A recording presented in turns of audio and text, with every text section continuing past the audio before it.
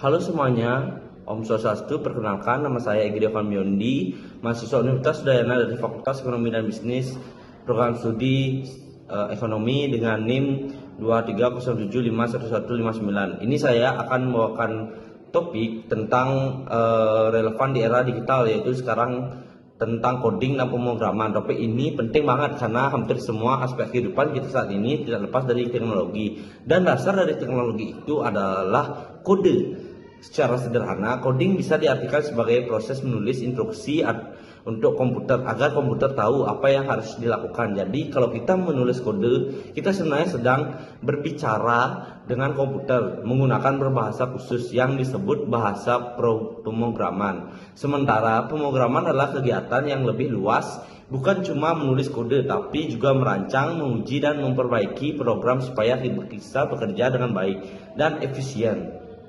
Ada banyak bahasa pemrograman di dunia ini seperti Python, Java, C++, atau JavaScript. Setiap bahasa punya unggulan dan fungsinya masing-masing. Misalnya Python sering digunakan untuk menganalisis dasar dan kecerdasan buatan, sementara Java banyak digunakan untuk membuat aplikasi Android. Mungkin tanpa kita sadari, hasil dari coding bisa kita temukan di mana-mana. Saat kita memesan makanan lewat Gojek, menonton video di YouTube, atau belanja di online di Shopee ataupun Tokopedia, semua itu jalan dekat ribuan baris kode yang dibuat oleh para programmer. Bahkan hal sesederhana seperti alarm di ponsel, kalkulator, atau form pendaftaran juga merupakan hasil dari pemrograman.